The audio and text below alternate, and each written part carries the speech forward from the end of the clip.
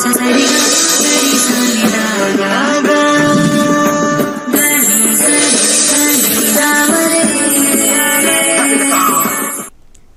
ನಾಡಿ ಕಾರ್ಯಕ್ರಮಕ್ಕೆ ಸ್ವಾಗತ.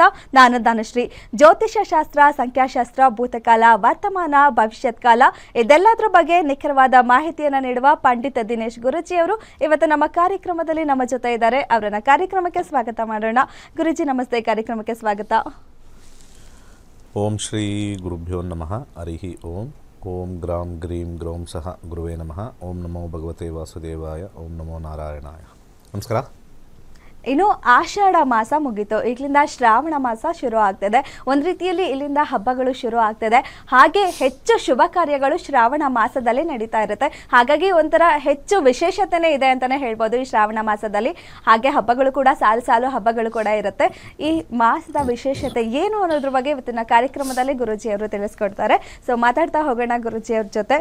ಗುರೂಜಿ, ಇವತ್ತು ಅಮಾವಾಸ್ಯೆ, ಇವತ್ತಿಂದನೇ ಹಬ್ಬ ಶುರು, ಭೀಮನ ಅಮಾವಾಸ್ಯೆ. ಸೊ ಸಾಕಷ್ಟು ಜನ ಎಲ್ಲ ಆಚರಣೆ ಮಾಡ್ತಿದ್ದಾರೆ. ಸೊ ಹೇಳ್ತಾ ಹೋಗೋದಾದ್ರೆ ಅದ್ರ ಬಗ್ಗೆ. ಈ ಆಷಾಢದಲ್ಲಿ ಕೊನೆಗೆ ಬರ್ತಕ್ಕಂಥ ಇವತ್ತು ದಿವಸ ಭೀಮನ ಅಮಾವಾಸ್ಯೆ. ಭಾಳ ಹಿಂದೆ ಎಲ್ಲರೂ ಕೂಡ ಕೃಷಿ ಪ್ರಧಾನವಾಗಿರ್ತಕ್ಕಂಥ ದೇಶ ನಮ್ಮದು. ಕೃಷಿ ಎಷ್ಟೋ ಮನೆಗಳಲ್ಲಿ ಭಾಳ ಹಿಂದೆ ಕೃಷಿ ಪ್ರಧಾನ ಆಗಿರೋದ್ರಿಂದ ಯಾರು ಕಾಯಿಲೆ ಬಿದ್ದರೆ ಅವ್ರಿಗೆ ಒಂದು ಒಪ್ಪತ್ತು ಗಂಜಿಗೂ ಕೂಡ ಗತಿ ಇರಲಿಲ್ಲ. ಇವತ್ತಿನ ಕಾಲ ಬದಲಾಗಿದೆ. ಅವತ್ತಿನ ಕಾಲಕ್ಕೂ ಇವತ್ತಿನ ಕಾಲಕ್ಕೂ ತುಂಬಾ ಬದಲಾಗಿದೆ. ಭಾಳ ಇಂಪಾರ್ಟೆಂಟ್ ಆಗಿರ್ತಕ್ಕಂಥದ್ದು ಏನು ಅಂತಂದರೆ, ಎಲ್ಲರೂ ಕೂಡ ತೋಟಕ್ಕೆ, ಹೊಲಕ್ಕೆ, ಗದ್ದೆಗೆ ಹೋಗ್ತಕ್ಕಂಥವ್ರು ಹೆಚ್ಚಾಗಿದ್ದರು ಭಾಳ ಹಿಂದೆ. ತುಂಬ ಏನಿಲ್ಲ, ಒಂದು 50-60 ವರ್ಷದಿಂದನೇ ಓದಿರೋರು ಎಷ್ಟು ಜನ ಇದ್ದರು? ತುಂಬ ಕಡಿಮೆ. 8ನೇ ಕ್ಲಾಸ್ ಓದ್ಬಿಟ್ಟಿದ್ರೇ ಅವನಿಗೆ ಗೌರ್ಮೆಂಟ್ ಕೆಲಸ. 10ನೇ ಕ್ಲಾಸ್ ಪಾಸ್ ಆದರೆ ಗೌರ್ಮೆಂಟ್ ರೆಡಿ ಅವ್ರಿಗೆ. ಪಾಸ್ ಆಗಿಬಿಟ್ರೆ ಅದನ್ನು ಓದೋಷ್ಟಕ್ಕೆ ಹರಸಾಹಸ ಆಗ್ತಾಯಿತ್ತು. ಸೊ ಸಾಮಾನ್ಯವಾಗಿ ಅವರೆಲ್ಲ ಹಳ್ಳಿ ಕಡೆ, ಹಳ್ಳಿ ವಾತಾವರಣ ಇದೇ ಜಾಸ್ತಿ ಇತ್ತು. ಗಟ್ಟುಮುಟ್ಟಾಗಿರ್ಬೇಕು. ಯಾಕಂದರೆ ಆಷಾಢ ಮಾಸ ಅಂದರೆ ಏನು? ಗಾಳಿಯ ಸಮಯ, ಬಿರುಸಾಗಿರ್ತಕ್ಕಂಥ ಮಳೆ, ವಾತಾವರಣದಲ್ಲಿ ಪ್ರಕೃತಿಯ ವಿಕೋಪಗಳು. ಸುಮ್ಮನೆ ಒಂದು ಕಡೆ ಕೂತಿರ್ತಾರೆ, ರೆಸ್ಟು. ಅಮಾವಾಸ್ಯೆ ಮುಗಿದಿದೆ ಅಂತಂದರೆ ಅಲ್ಲಿ ಗಾಳಿ ಕಮ್ಮಿ ಆಗುತ್ತೆ. ಈಗ ಆಷಾಢದ ಗಾಳಿ ಅಂತ ಹೇಳ್ತಾರಲ್ಲ, ಅದು ಕಮ್ಮಿ ಆಗುತ್ತೆ.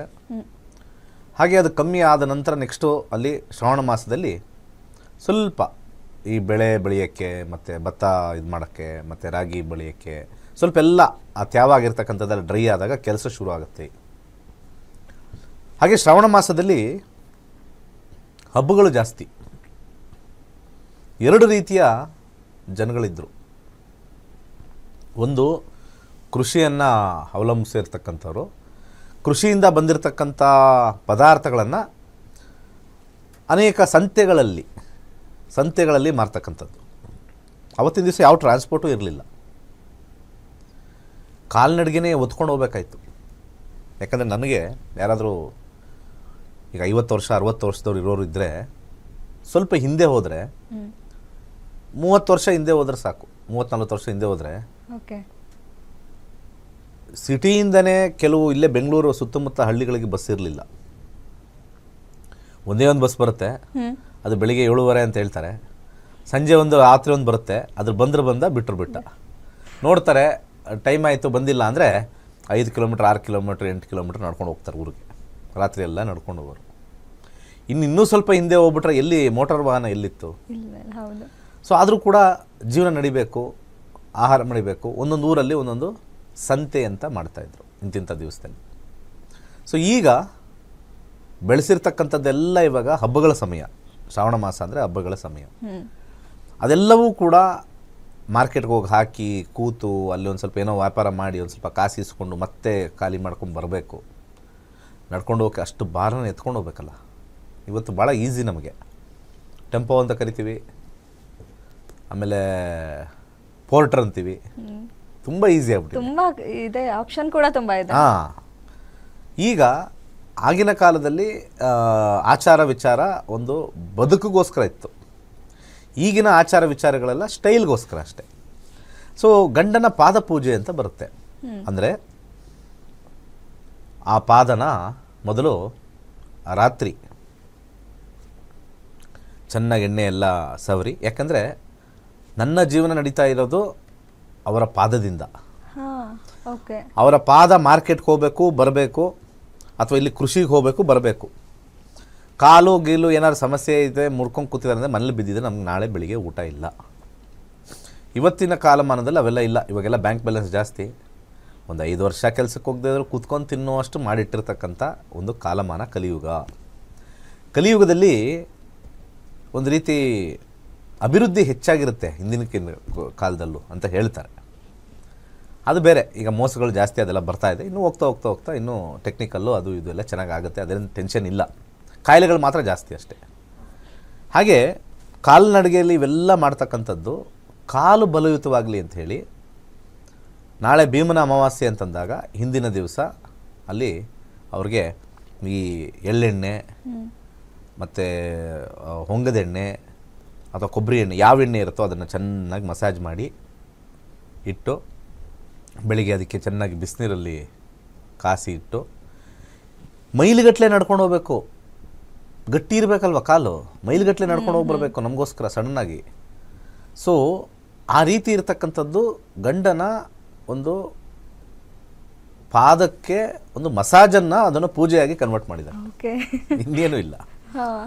ಸೊ ಅದು ಪಾದ ಪೂಜೆ ಅಂತ ಹೇಳ್ಬಿಟ್ಟು ಗಂಡ ನಮ್ಮ ನೋಡ್ಕೊಳ್ಳಿ ಅಂತ. ಮತ್ತು ದುಡಿಯೋರು ನೀನೇನೋ ಒಬ್ಬಳೇ ಅಲ್ಪ, ನಾವು ಮನೇಲಿ ಓಡಾಡ್ಕೊಂಡು ಮಕ್ಕಳು ನೋಡ್ಕೊಂಡಿರ್ತೀವಿ, ಒಂದು 4 ಹೆಜ್ಜೆ ಆ ಕಡೆ ಈ ಕಡೆ ಹೋಗ್ತೀವಿ. ದುಡಿಯೋರು ನೀನು ಗಟ್ಟಿಯಾಗಿದ್ದರೆ ಅಲ್ಲೋನಪ್ಪ ನಾವು ಚೆನ್ನಾಗಿರೋದು ಅಂಥೇಳಿ ಆ ಗಟ್ಟಿತನಕ್ಕೆ ಮತ್ತು ಆ ಒಂದು ಪಾದಕ್ಕೆ ಆ ಒಂದು ಪೂಜೆ ಎಣ್ಣೆ ಗಿಣ್ಣೆ ಎಲ್ಲ ಹಚ್ಚಿ ಚೆನ್ನಾಗಿ ನೋಡ್ಕೊಳಪ್ಪ, ಎಡವು ಬೇಡ ಇಲ್ಲೂ ಅಂತ ಹೇಳಿ ಆ ಪಾದಕ್ಕೆಲ್ಲ ಅರಿಶಿನ ಎಲ್ಲ ಹಚ್ಚಿದಾಗ ಅಲ್ಲಿ ಸೆಪ್ಟಿಕ್ ಆಗಲ್ಲ.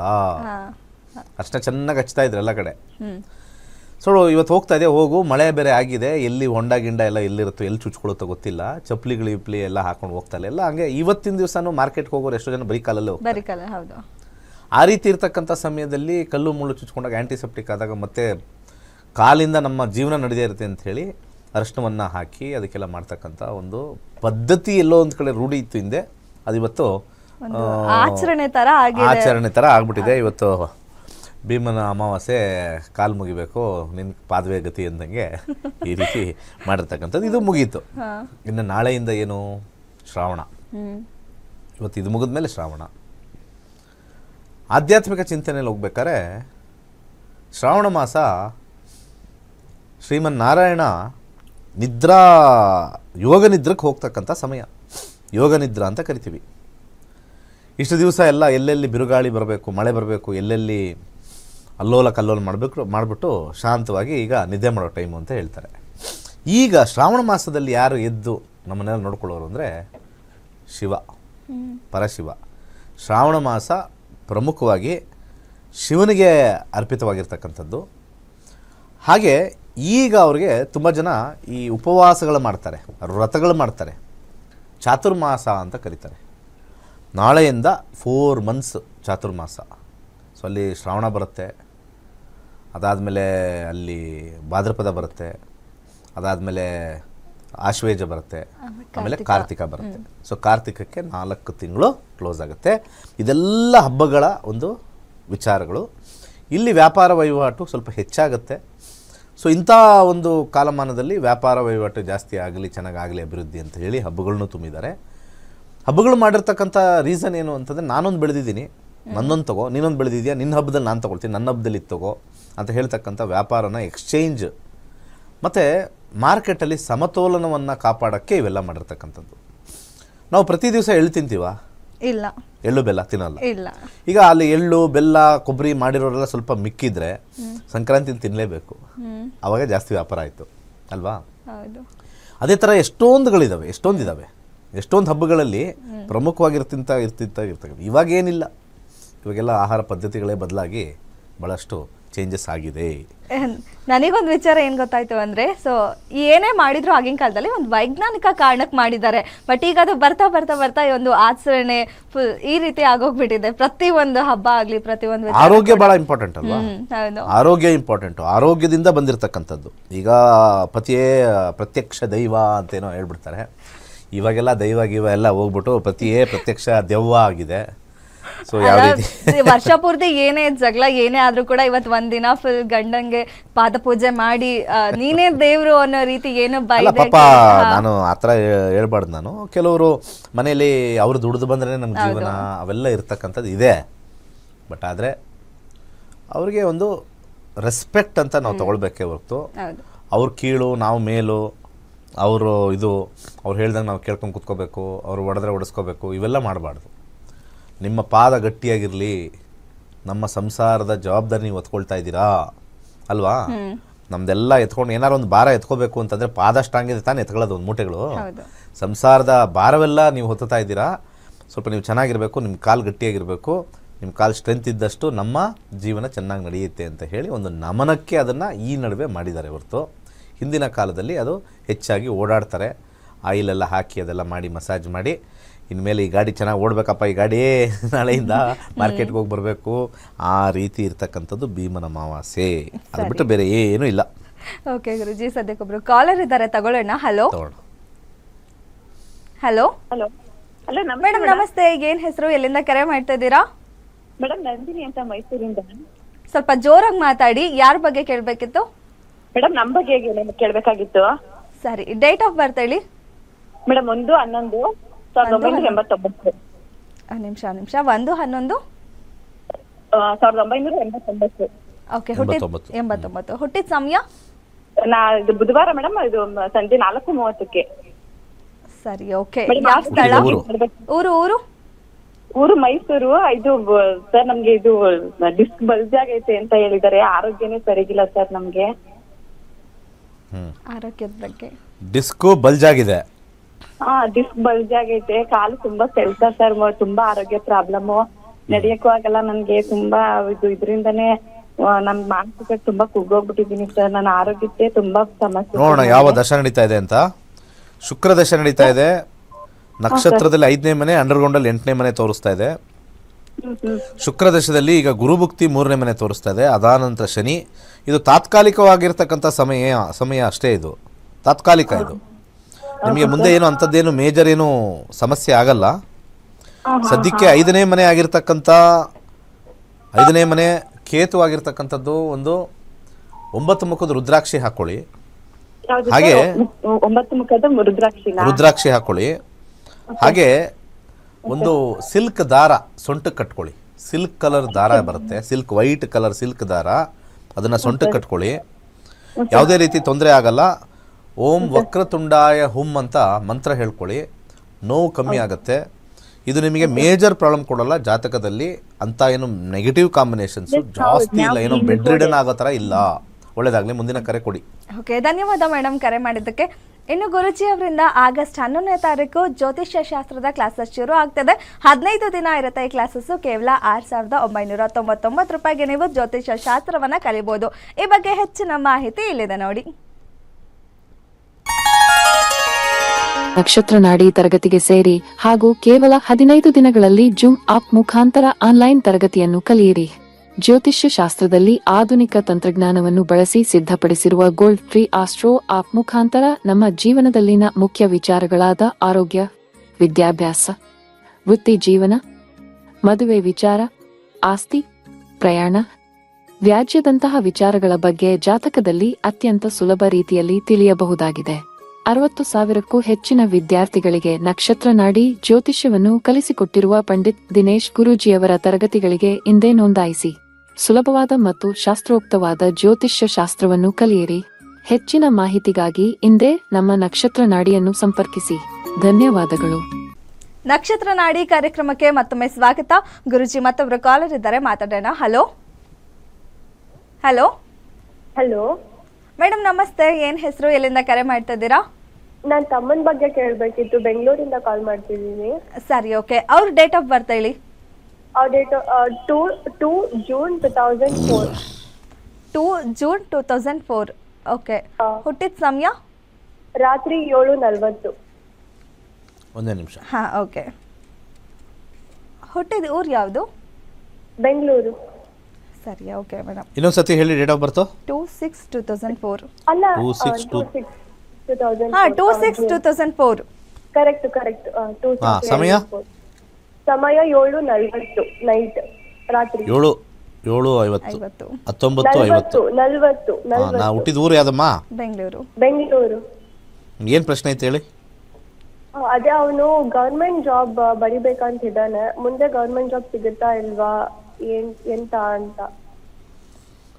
6-11 ಶುಕ್ರನಲ್ಲಿ 6-9 ಸೂರ್ಯನಲ್ಲಿ ದಶಾಭುಕ್ತಿಗಳಲ್ಲಿ 5 ಇರೋದ್ರಿಂದ ಗೌರ್ಮೆಂಟ್ ಕೆಲಸ ಸ್ವಲ್ಪ 50% ಕಷ್ಟನೇ, 50% ಕಷ್ಟ.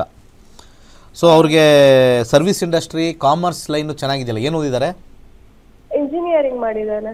ಅದೇ ಆ ಲೈನ್ ಹೋಗ್ಬೋದಲ್ಲ, ಯಾಕೆ ಅದೇನೋ ಗೌರ್ಮೆಂಟ್ ಕಳಿಸ್ತಿಲ್ಲ? ಏನು ಸಿವಿಲ್ ಇಂಜಿನಿಯರ್ ಓದಿದ್ದಾರಾ? ಇಲ್ಲ triple E electrical. Electrical, electronics and electrical service industry ತೋರಿಸ್ತಾ ಇದೆ ಇದು. Electrical and electronic. Triple E ಅಂದ್ರೆ ಟ್ರಿಪಲ್ ಇ. ಅದೇ ಅವನ್ಗೆ ಅವನ್ ಇಂಜಿನಿಯರಿಂಗ್ ಬೇಸ್ ಮೇಲೆ ಹೋಗಕ್ ಇಷ್ಟ ಇಲ್ಲ. ಅವ್ನ್ ಗವರ್ಮೆಂಟ್ ಬೇಕು, ನಾನ್ ಗವರ್ಮೆಂಟ್ ಎಕ್ಸಾಮ್ ಬರೀತೀನಿ ಅಂತ ನಾನು ಕೂತಿದ್ದಾನೆ. ಅದನ್ನೇ ಹೇಳ್ತಾ ಇರೋದು. ಅವ್ರ ಜಾತಕದಲ್ಲಿ ಕಾಮರ್ಸ್ ಚೆನ್ನಾಗಿದೆ. ಇವ್ರು ಅದನ್ನೇ ಹೇಳಿದ್ ಫಸ್ಟ್, ನಾನು ಕಾಮರ್ಸ್ ಚೆನ್ನಾಗಿದೆ, ಕಾಮರ್ಸ್ ಮಾಡಿದರೆ ಅಲ್ಲಿಂದ ಅವರು ಗೌರ್ಮೆಂಟ್ಗೆ ಅದು ಇದು ಏನೋ ಲೆಕ್ಕಪತ್ರ ಬರೆಯೋದು ಅದೆಲ್ಲ ಸಿಗ್ತಾವಲ್ಲ, ಅದಕ್ಕೆ ಹೋಗಿ ಚೆನ್ನಾಗಿ. ಬಟ್ ಆಗೋಗಿದೆ, ಈಗ ಏನು ಮಾಡೋಕ್ಕಾಗಲ್ಲ. ಈಗ ಸದ್ಯಕ್ಕೆ ರಾಹು ಭುಕ್ತಿ ಆದ ನಂತರ ಗುರು ಭುಕ್ತಿ ಬರುತ್ತೆ, 1.5 ವರ್ಷ ಕಾಯಿರಿ. 6-11 ಇರ್ತಕ್ಕಂಥ 6-9 ಇರ್ತಕ್ಕಂಥ ಸೂರ್ಯ ಒಂದು ರೂಬಿನ ಧರಿಸ್ಕೊಳ್ಳೋಕ್ಕೆ ಸಜೆಸ್ಟ್ ಮಾಡ್ತೀನಿ. ಹಾಗೆ ಒಂದು 12 ಮುಖದ ರುದ್ರಾಕ್ಷಿ ಹಾಕಿ, ಒಳ್ಳೆಯದಾಗಲಿ. ಓಕೆ, ಧನ್ಯವಾದ ಮೇಡಮ್ ಕರೆ ಮಾಡಿದ್ದಕ್ಕೆ. ಮತ್ತೊಬ್ರು ಕಾಲರ್ ಇದ್ದಾರೆ. ಹಲೋ ಹಲೋ ಮೇಡಮ್ ನಮಸ್ತೆ, ಏನ್ ಹೆಸರು, ಎಲ್ಲಿಂದ ಕರೆ ಮಾಡ್ತಾ ಇದ್ದೀರಾ? ಸರಿ, ಓಕೆ, ಸ್ವಲ್ಪ ಜೋರಾಗಿ ಮಾತಾಡಿ. ಯಾರ ಬಗ್ಗೆ ಕೇಳಬೇಕಿತ್ತು? ವಾಯ್ಸ್ ಬ್ರೇಕ್ ಆಗ್ತದೆ, ಸ್ವಲ್ಪ ನೆಟ್ವರ್ಕ್ ಇರೋ ಪ್ಲೇಸಲ್ಲಿ ಮಾತಾಡಿ. ಹೇಳಿ, ಯಾರ ಬಗ್ಗೆ? ಇಲ್ಲ ಕೇಳಿಸ್ತಾ ಇಲ್ಲ, ಕರೆಕ್ಟ್ ನೆಟ್ವರ್ಕ್ ಇರೋ ಪ್ಲೇಸಲ್ಲಿ ಮಾತಾಡಿ. ಸೊ ಲೈನ್ ಕನೆಕ್ಟ್ ಆದಾಗ ದಯವಿಟ್ಟು ನೆಟ್ವರ್ಕ್ ಇರೋ ಪ್ಲೇಸಲ್ಲಿ ಬಂದು ಕಾಲ್ ಮಾತಾಡಿದ್ರೆ ಒಳ್ಳೇದಾಗುತ್ತೆ. ಮತ್ತೊಬ್ರು ಕಾಲರ್ ಇದ್ದಾರೆ. ಹಲೋ ಹಲೋ ಮೇಡಮ್ ನಮಸ್ತೆ, ಏನ್ ಹೆಸರು, ಎಲ್ಲಿಂದ ಕರೆ ಮಾಡ್ತಾ ಇದ್ದೀರಾ? ನಮಸ್ತೆ ಮೇಡಮ್, ವನಜಾಕ್ಷಿ ಅಂತ, ರಾಣೆಬೆನ್ನೂರಿಂದ. ಸರಿ, ಯಾರ ಬಗ್ಗೆ ಕೇಳಬೇಕಿತ್ತು? ನಮ್ಮ ಬಗ್ಗೆನೇ ಕೇಳಬೇಕಿತ್ತು ಮೇಡಮ್. ಡೇಟ್ ಆಫ್ ಬರ್ತ್ ಹೇಳಿ ನಿಮ್ದು. 28/3/1983. 28/3/1983. ಓಕೆ, ಹುಟ್ಟಿದ ಸಮಯ? ರಾತ್ರಿ 10:30 ಮೇಡಮ್. ಹುಟ್ಟಿದ ಸ್ಥಳ? ದಾವಣಗೆರೆ ಮೇಡಮ್. ಸರಿ, ಓಕೆ, ಏನ್ ಪ್ರಶ್ನೆ ಇದೆ ಕೇಳಿ ಮೇಡಮ್. ನಮ್ದು ಸ್ವಲ್ಪ ದಾಂಪತ್ಯದಲ್ಲಿ ಬಹಳ ಸಮಸ್ಯೆ ಇದೆ ಮೇಡಮ್, ಗುರುಜಿ ಹತ್ರ ಮಾತಾಡ್ಬೇಕು. ಓಕೆ, ಸ್ವಲ್ಪ ಜೋರಾಗಿ ಮಾತಾಡಿ, ಹೇಳಿ. ದಾಂಪತ್ಯದಲ್ಲಿ ಸಮಸ್ಯೆ ಮೇಡಮ್ ನಮಗೆ. ಏನು ಮಾಡಬೇಕು ಅಂತಿದ್ದೀರಾ? ಆಯಿತು, ಸಮಸ್ಯೆ ಇದೆ, ಏನು ಮಾಡಬೇಕು ಅಂತಿದ್ದೀರಾ? ಈಗ 25 ವರ್ಷ ಆಯ್ತು ಸರ್. ನೋಡ್ದಾ, ನಿಮ್ಮ ಬಾಯಲ್ಲೇ ಬಂತು. 25 ವರ್ಷ ಆದಮೇಲೆ ಏನು ಒಂದು ವಿಚಾರಕ್ಕೆ ನೀವು ತಲೆ ಏನಾರು ಇರ್ಬೋದು ಇಂಟರ್ನಲ್ಲಿ, ಆಯಿತಾ? ಒಳಗಡೆ ಹಣಕಾಸಿಂದಿರಬೇಕು ಅಥವಾ ಸಂಬಂಧದ ವಿಚಾರ ಇರ್ಬೋದು, ಏನೋ ಒಂದಿದೆ. ಏನು ಮಾಡ್ಬೋದು ಅಂತ ಇಲ್ಲಿ ದಾಂಪತ್ಯ ಜೀವನದಲ್ಲಿ ಡಿವೋರ್ಸ್ ಅಂತೂ ಹೋಗಲ್ಲ. 5-5 ಬಂದರೆ ಡಿವೋರ್ಸ್ ಅಂತೂ ಆಗಲ್ಲ, ಅದು ನಿಮ್ಗೆ ಹೇಳ್ತೀನಿ. ಏನು ಪ್ರಶ್ನೆ ಇದೆ? ಪ್ರಶ್ನೆ ಏನಿಲ್ಲ ಗುರುಜಿ, ಈಗ ಜಡೆ ಅಂತಾರಲ್ಲ ಅದು ಬಂದಿದೆ. 4 ಆಧ್ಯಾತ್ಮಿಕ ಹೋಗ್ಬೇಕು ಅಂತಿದ್ದೀರಾ? ಇಲ್ಲ ಇಲ್ಲ, ಆತರ ಏನಿಲ್ಲ, ತಗಸ್ಬೇಕು ಅನ್ಕೊಂಡಿದೀನಿ. ಏನಂದ್ರೆ ಜಡೆ ಬಂದಿರುತ್ತೆ ಅಲ್ಲ, ಅದನ್ನ ತಗಸ್ಬೇಕು ಅಂತ ಅನ್ಕೊಂಡಿದಾರಂತೆ. ಅದು ಒಳ್ಳೇದಲ್ವಾ? ಅದೇನಾಗಲ್ಲಮ್ಮ, ಅದರಲ್ಲಿ ಏನಿದೆ ಮಾಡಿ. ಆಮೇಲೆ ಸುಮ್ಮನೆ ಅದು ನಿಮಗೆ ಹಿಂಸೆ ಆಗುತ್ತೆ ಮುಂದೆ. ಬಟ್ ದೇವ್ರು ಅಂತ ಒಬ್ಬೊಬ್ರು ಹೆದರ್ತಾರಲ್ಲ, ಹಾಗಾಗಿ ಕೇಳಿ. ದೇವ್ರು ಏನು ಬರಲ್ಲ, ಇದು ಫಾರಿನಲ್ಲಿ ಯಾರಿಗೂ ಬರಲ್ಲ ಆ ಥರ ಯಾವುದೋ ಚುಟ್ಟಿ ಅದು ಬರಲ್ಲ. ಅದು ಒಂದು ವಿಚಾರಕ್ಕೆ ಆ ಥರ ಬರುತ್ತೆ. ಅದು ನೋಡಿ, ನೀವು ಇವಾಗ ಮದುವೆದಂದ್ರೆ ಅಲ್ಲಿಂದ ಇಲ್ಲಿ ಜಡೆಗೆ ಶಿಫ್ಟ್ ಆದ್ರಿ, ಎಲ್ಲೆಲ್ಲ ನೀವು ಕರೆಕ್ಟಾಗಿ ಒಂದು ಕಡೆ ಏನು ಪ್ರಶ್ನೆ ಸರಿಯಾಗಿ ಸಮಂಜಸವಾಗಿಲ್ಲ. 5, 8, 11 ಕಾಂಬಿನೇಷನ್ ಇರ್ತಕ್ಕಂಥ ಬುಧ, ಒಂದು ಎಮರಾಲ್ಡ್ ಹಾಕ್ಕೊಳ್ಳಿ, ಆರೋಗ್ಯನೂ ಚೆನ್ನಾಗಿರುತ್ತೆ, ವೈವಾಹಿಕ ಜೀವನ ಸ್ವಲ್ಪ ಮಟ್ಟಿಗೆ ಒಳ್ಳೇದಾಗುತ್ತೆ. ಒಳ್ಳೇದಾಗಲಿ. ಧನ್ಯವಾದ ಮೇಡಮ್ ಕರೆ ಮಾಡಿದ್ದಕ್ಕೆ. ಮತ್ತೊಬ್ರು ಕಾಲರ್ ಇದ್ದಾರೆ. ಹಲೋ ಮೇಡಮ್ ನಮಸ್ತೆ. ಸರ್ ನಮಸ್ತೆ ಸರ್, ಏನ್ ಹೆಸರು, ಎಲ್ಲಿಂದ ಕರೆ ಮಾಡ್ತಿದ್ದೀರಾ? ಅಯ್ಯಂಗೌಡ ಅಂತ, ಶಕ್ತಿನಗರಿಂದ ಕರೆ ಮಾಡ್ತಿದ್ದೀನಿ. ಓಕೆ, ಯಾರ ಬಗ್ಗೆ ಕೇಳಬೇಕಿತ್ತು? ನಮ್ಮ ಮೆಸೇಜ್ ಬಗ್ಗೆ ಕೇಳಬೇಕಾಗಿತ್ತು. ಸರಿ ಸರ್, ಅವ್ರ ಡೇಟ್ ಆಫ್ ಬರ್ತ್ ಹೇಳಿ. July 15th, 1993. ಒಂದು ನಿಮಿಷ. July 15th, 1993. 1993. ಸರಿ, ಹುಟ್ಟಿದ ಸಮಯ? ನಾನು ನ್ಯೂಮರಾಲಜಿ ಕೇಳಕತ್ತೀನಿ ಮೇಡಮ್, ನಂಬರ್ ಪ್ರಶ್ನಾಶಾಸ್ತ್ರನ ಮೊದಲೇ ಹೇಳಿ. ಸರಿ ಸರ್, 1ರಿಂದ 249 ಒಂದು ಸಂಖ್ಯೆ ಹೇಳಿ. 57 ಮೇಡಮ್. 57. ಸರಿ ಸರ್, ಏನ್ ಪ್ರಶ್ನೆ ಇದೆ ಕೇಳಿ. ಮೇಡಮ್ ಏನಿಲ್ಲ, ನಾನು ಆರ್ಥಿಕವಾಗಿನೂ ಚೆನ್ನಾಗಿದ್ದೀನಿ. ನಮ್ಮ ಮಿಸ್ಸಸ್ ಗೌರ್ಮೆಂಟ್ ಜಾಬ್ ಅಂತಿದ್ದಾಳೆ. ಆಕೆ ಈಗ ಅಸಿಸ್ಟೆಂಟ್ ಪ್ರೊಫೆಸರ್ ಆಗಿ ಪ್ರೈವೇಟ್ ಕಾಲೇಜಲ್ಲಿ ಜಾಬ್ ಮಾಡ್ತಾ ಇದ್ದಾಳೆ. ಆಕಿಂದ ಆಗುತ್ತಾ ಇಲ್ಲ ಅಂತ. ಅವ್ರ ಮಿಸ್ಸಸ್ಸಿಗೆ ಗೌರ್ಮೆಂಟ್ ಜಾಬ್ ಆಗುತ್ತಾ ಇಲ್ವಾ ಅಂತ. ಸರಿ ಸರ್, ಗುರುಜಿ ಇದ್ದಾರೆ ಮಾತಾಡಿ. ಸರಿ, ಸರ್ ನಮಸ್ತೆ. ನಮಸ್ಕಾರ. ಸರ್ 6ನೇ ಕಸ್ಬು ಗುರು 12ನೇ ಮನೆ ತೋರಿಸ್ತಾ ಇದೆ. ಸೂರ್ಯ ಮತ್ತು ಚಂದ್ರ ಬರ್ತಕ್ಕಂಥದ್ದು ಭಾಳ ಇಂಪಾರ್ಟೆಂಟು. ದಶಾಭುಕ್ತಿಗಳಲ್ಲಿ ನೋಡ್ತೀನಿ ಆ ಒಂದು ಕಾಂಬಿನೇಷನ್ ಇದೆಯಾ ಅಂತ. ವಿಂಶೋತ್ತರಿ ದಶದಲ್ಲಿ ನೀವು ಕೇಳ್ತಕ್ಕಂಥ ಪ್ರಶ್ನೆಯಲ್ಲಿ ಗುರು ದಶ ನಡೀತಾ ಇದೆ. 2025 ಸೆಪ್ಟೆಂಬರು ಸೂರ್ಯ ಚಂದ್ರ. ಸೂರ್ಯ 9 ತೋರಿಸ್ತಾ ಇದೆ, ಚಂದ್ರ 12 ತೋರಿಸ್ತಾ ಇದೆ. ಈ ಸೂರ್ಯ ಹೋಗೋದ್ರಲ್ಲಿ ಇವಾಗ ಏನಾದರೂ ರೀಸೆಂಟಾಗಿ ಏನಾದರೂ ಎಕ್ಸಾಮ್ಗಳು ಅದು ಇದು ಬರೆದಿದ್ದರೆ ಇಲ್ಲಿಂದ ಒಂದು 3 ರಿಂದ 4 ತಿಂಗಳೊಳಗಡೆ ಕಾಂಬಿನೇಷನ್ ತುಂಬ ಸ್ಟ್ರಾಂಗ್ ಆಗಿದೆ. ಸೂರ್ಯ ಭುಕ್ತಿನೇ ನಡೀತಾ ಇರೋದ್ರಿಂದ ಸ್ವಲ್ಪ ಎಕ್ಸಾಮ್ಸು ರಿಟರ್ನ್ ಎಕ್ಸಾಮ್ಸ್ ಎಲ್ಲ ಬರೀತಾ ಇದ್ದರೆ ಸ್ವಲ್ಪ ಲಕ್ ಫ್ಯಾಕ್ಟ್ರು ತುಂಬ ಸ್ಟ್ರಾಂಗ್ ಆಗಿದೆ. ಒಂದು 12-5 ಅನ್ನೋ ಇರತಕ್ಕಂಥ ಶುಕ್ರನ ಕಾಂಬಿನೇಷನ್. ಸ್ವಲ್ಪ ಮೊಸರನ್ನು ದಾನ ಮಾಡ್ತಾ ಬನ್ನಿ ಶುಕ್ರವಾರ ಸಕ್ಸಸ್ ಗ್ಯಾರಂಟಿ ತೋರಿಸ್ತಾ ಇದೆ. ಒಳ್ಳೆಯದಾಗಲಿ. ಓಕೆ, ಧನ್ಯವಾದ ಸರ್ ಕರೆ ಮಾಡೋದಕ್ಕೆ. ಗುರುಜಿ, ನಾವು ಇವತ್ತಿನ ಕಾರ್ಯಕ್ರಮದಲ್ಲಿ ಶ್ರಾವಣ ಮಾಸದ ಬಗ್ಗೆ ಹಾಗೆ ಇವತ್ತಿನ ದಿನದ ವಿಶೇಷತೆ ಬಗ್ಗೆ ಸಾಕಷ್ಟು ಮಾಹಿತಿಯನ್ನು ಕೊಟ್ಟರೆ ಧನ್ಯವಾದ ಗುರುಜಿ. ಸರ್ವೇ ಜನ ಸುಖಿನೋ ಭವಂತು. ಈಗಾಗಲೇ ನಾವು ಕಾರ್ಯಕ್ರಮದಲ್ಲಿ ಹೇಳಿದ್ದೇವೆ ಆಗಸ್ಟ್ 11ನೇ ತಾರೀಕಿಂದ ಜ್ಯೋತಿಷ್ಯ ಶಾಸ್ತ್ರದ ಕ್ಲಾಸಸ್ ಶುರು ಆಗ್ತಿದೆ ಅಂತ. ಸೊ ಆ ಕ್ಲಾಸಸ್ಸಲ್ಲಿ ನೀವು ಏನೆಲ್ಲ ಕಲಿತೀರಾ ಅನ್ನೋದ್ರ ಬಗ್ಗೆ ಇದೇ 26ನೇ ತಾರೀಕು ಶನಿವಾರ ಒಂದು ಫ್ರೀ ಕ್ಲಾಸಸ್ ಅಂತ ನಡೆಸಿ ಅದರಲ್ಲಿ ನಿಮಗೆ 15 ದಿನದಲ್ಲಿ ನೀವೇನೆಲ್ಲ ಕಲಿತೀರಾ ಅನ್ನೋದ್ರ ಬಗ್ಗೆ ವಿಸ್ತಾರವಾಗಿ ಗುರುಜಿ ಅವರೇ ಸ್ವತಃ ಕ್ಲಾಸಸ್ಸನ್ನು ತಗೊಂಡು ನಿಮಗೆ ಮಾಹಿತಿಯನ್ನು ಕೊಡ್ತಾರೆ. ಕಾಲಾವಕಾಶ ತುಂಬಾ ಕಡಿಮೆ ಇದೆ. ಸೊ ಹಾಗಾಗಿ ಬೇಗ ಕ್ಲಾಸಸ್ಗೆ ಜಾಯ್ನ್ ಆಗಿ ಸ್ಕ್ರೀನ್ ಮೇಲೆ ಕಾಣ್ತಿರೋ ನಂಬರ್ಗೆ ಕಾಂಟ್ಯಾಕ್ಟ್ ಮಾಡಿ, ಮೆಸೇಜ್ ಅಥವಾ ಕಾಲ್ ಮಾಡಿ ನೀವು ಕ್ಲಾಸಸ್ಗೆ ಜಾಯ್ನ್ ಆಗ್ಬೋದಾಗಿದೆ. ಸೊ ಒಂದು ಒಳ್ಳೆಯ ಅವಕಾಶವನ್ನು ಮಿಸ್ ಮಾಡ್ಕೋಬೇಡಿ ಅಂತಲೇ ಹೇಳ್ಬೋದು. ಹಾಗೆ ವಿಶ್ವದೆಲ್ಲೆಡೆಯಿಂದ 65,000 ವಿದ್ಯಾರ್ಥಿಗಳು ಗುರುಜಿ ಅವರಿಂದ ಜ್ಯೋತಿಷ್ಯ ಶಾಸ್ತ್ರವನ್ನು ಕಲ್ತಿದ್ದಾರೆ. ಅವರಲ್ಲಿ ಒಬ್ಬರಾದ ಅನಿಸಿಕೆ ಅಭಿಪ್ರಾಯ ಇಲ್ಲಿದೆ. ಇದಾಗಿತ್ತು ಇವತ್ತಿನ ನಕ್ಷತ್ರ ನಾಡಿ ವಿಶೇಷ ಕಾರ್ಯಕ್ರಮ. ನೋಡ್ತಾ ಇರಿ ಗ್ಯಾರಂಟಿ ನ್ಯೂಸ್. ಸುದ್ದಿ ಖಚಿತ, ನ್ಯಾಯ ನಿಶ್ಚಿತ. ಗುರುಗಳಿಗೆ ಫಸ್ಟ್ ನನ್ನ ವಂದನೆಗಳನ್ನು ಅರ್ಪಿಸ್ತೀನಿ. ಗುರು ಬ್ರಹ್ಮ, ಗುರು ವಿಷ್ಣು, ಗುರುದೇವೋ ಮಹೇಶ್ವರ, ಗುರು ಸಾಕ್ಷಾತ್ ಪರಬ್ರಹ್ಮ, ತಸ್ಮೈ ಶ್ರೀ ಗುರುವೇ ನಮಃ. ನಾನು ಗುರುಗಳ ಹತ್ರ ನಕ್ಷತ್ರ ನಾಡಿ ಕಲ್ತಿದ್ದೀನಿ, ಮತ್ತು ಹೈಯರ್ ಕ್ಲಾಸ್ ಮಾಡಿದ್ದೀನಿ, ಮತ್ತು ಇವಾಗ ಡಾಕ್ಟ್ರೇಟ್ ಕೋರ್ಸ್ ಕೂಡ ಮಾಡ್ತಾ ಇದ್ದೀನಿ. ಗುರುಗಳು ತುಂಬ ಚೆನ್ನಾಗಿ ಹೇಳ್ಕೊಡ್ತಾರೆ. ಬೇಸಿಕ್ಕಿಂದ ಎಲ್ಲ ತುಂಬ ಚೆನ್ನಾಗಿ ಹೇಳ್ಕೊಡ್ತಾರೆ. ಒಂದು ಕುಂಡಲಿ ಹೇಗೆ ಬರೀಬೇಕು, ಕುಂಡಲಿನಲ್ಲಿ ಎಷ್ಟು ಗ್ರಹಗಳು ಬರುತ್ತೆ, ಆ ನಕ್ಷತ್ರಗಳು ಯಾವುದೇ ಬರುತ್ತೆ, ಬೇಸಿಕ್ಕಿಂದ ತುಂಬ ಚೆನ್ನಾಗಿ ಹೇಳ್ಕೊಡ್ತಾರೆ. ನಾವು ಬೇಸಿಕ್ ಏನೂ ಗೊತ್ತಿಲ್ಲ, ನಮಗೆ ಜ್ಯೋತಿಷ್ಯದ ಬಗ್ಗೆ ಏನೂ ಗೊತ್ತಿಲ್ಲ ಅಂದ್ರೂ ನಾವು ಜ್ಯೋತಿಷ್ಯ ಗುರುಗಳ ಹತ್ರ ಕಲಿಬೋದು. ತುಂಬ ಚೆನ್ನಾಗಿ ಹೇಳ್ಕೊಟ್ಟಿದ್ದಾರೆ. ಮತ್ತು ಹೈಯರ್ ಕ್ಲಾಸ್ ಮಾಡೋದ್ರಿಂದ ಬುಕ್ಸ್ಗಳೆಲ್ಲ ಕೊಡ್ತಾರೆ. ಅದರಲ್ಲಿ ತುಂಬ ಎಲ್ಲ ಸಮಸ್ಯೆಗಳಿಗೂ ಪರಿಹಾರವನ್ನು ಕೊಟ್ಟಿದ್ದಾರೆ. ನಮ್ಮಲ್ಲಿ ನಾವು ಜಾತಕನ ಮನೆ ಬರೋಣ ನಾವು ಬದಲಾಯಿಸೋಕ್ಕಾಗಲ್ಲ, ಆದ್ರೂ ಸ್ವಲ್ಪ ಮಟ್ಟಿಗೆ ನಮಗೆ ಯಾವ ದಿಕ್ಕಲ್ಲಿ ಹೋದರೆ ನಮ್ಗೆ ಯಾವ ಥರ ಒಳ್ಳೇದಾಗುತ್ತೆ ಅನ್ನೋದನ್ನು ತಿಳ್ಕೊಂಡು, ನಮಗೆ 4 ದಾರಿ ಇದ್ದರೆ 4 ದಾರಿನಲ್ಲಿ ನಾವು ಯಾವುದನ್ನು ಚೂಸ್ ಮಾಡ್ಕೋಬೇಕು ಅನ್ನೋದನ್ನು ತಿಳ್ಕೊಂಡು ನಾವು ಅದರಲ್ಲಿ ಹೋಗೋದ್ರಿಂದ ನಮ್ಮ ಜೀವನ ಸ್ವಲ್ಪ ಮಟ್ಟಿಗಾರು ನಾವು ಬದಲಾಯಿಸ್ಕೋಬೋದು ಅಂತ ಹೇಳ್ತೀನಿ. ಈಗ ವಾಸ್ತು ಕ್ಲಾಸ್ ಕೂಡ ನಾನು ಗುರುಗಳ ಹತ್ರ ಮಾಡಿದ್ದೀನಿ. ವಾಸ್ತು ಕ್ಲಾಸ್ ಬಗ್ಗೆನೂ ತುಂಬ ಚೆನ್ನಾಗಿ ಹೇಳ್ಕೊಟ್ಟಿದ್ದಾರೆ. ನಮಗೆ 4 ದಿಕ್ಕುಗಳು ಬಿಟ್ಟರೆ ಬೇರೆ ಏನೂ ಗೊತ್ತಿರಲಿಲ್ಲ. ಬಟ್ 4 ದಿಕ್ಕುಗಳಿಂದ 32 ದಿಕ್ಕುಗಳವರೆಗೂ ಗುರುಗಳು ತುಂಬ ಚೆನ್ನಾಗಿ ಹೇಳ್ಕೊಟ್ಟಿದ್ದಾರೆ. ಇದರಿಂದ ನಮಗೆ ತುಂಬ ಒಳ್ಳೆಯದಾಗುತ್ತೆ ಅಂತ ನಂಬಿದ್ದೀನಿ.